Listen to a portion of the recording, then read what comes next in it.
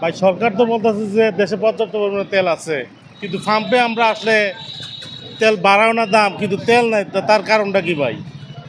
এখন যুদ্ধ হইলো না 3 দিন হইলো, কিন্তু তেল নাই পাম্পে। ওটা ওটা ভুক্তভোগীরা আমরা কি বুঝবো এখন? তেল না থাকার কারণে আমরা ব্যবসা বাণিজ্য করতে পারতেছি না। আমরা ফার্মের ব্যবসা করি, দূর দূরান্ত যাইতে হয়, তা আমরা ব্যবসা বাণিজ্য বন্ধ হয়ে গেছে ভাই। সরকার তো কালকে নিউজে দিল যে প্রতি হুন্ডা প্রতিদিন 2 লিটার করে দিব। তেল নিয়ে কোনো সমস্যা নাই, প্রচুর স্টক আছে কইল। তারা তো পাম্পের তেল দিচ্ছে না। ঠিক আছে, মাসে একবার তেল ফুরাই। তো এই মুহূর্তে এসে যদি কয় 1-2 লিটারও নাই, তাহলে গাড়ি চলবো কীভাবে? ঠেলে নি গাড়ি নিয়ে যাবো। এটার কারণ যে কোনো একটা সিন্ডিকেট হয়ে গেছে দেশের মধ্যে, যে কোনো সিন্ডিকেট। আমরা খবরে দেখছি যে আরও মিনিমাম 1 মাস নয়, 1 মাসের চেয়ে একটু কম তেলের মজুদ আছে। ঠিক আছে, এই মজুদরা কোথায় গেল? কোথায় গেল মজুদরা?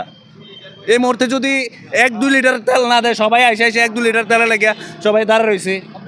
একে তো প্রথমত অবস্থা হলো যে আপনার যুদ্ধের কারণে হয়তো তেলের সরবরাহর ঘাটতি।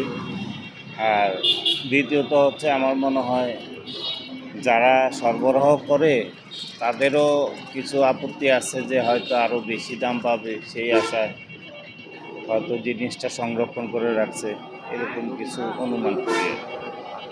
জনসংখ্যা সরকার নির্ধারিত করার পরে 200-300 টাকার তেল ইয়ার জন্য যে সরকার নির্ধারিত করছিল, কিন্তু নির্ধারিত অনুযায়ী তারা কেউ মানতেছে না।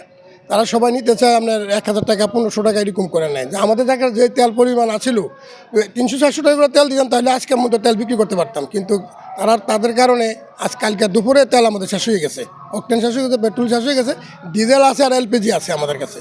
এখন তেল রবিবারে ইনশাল্লাহ রবিবারে স্বাভাবিক হয়ে যাইব, রবিবারে তেল আসলে।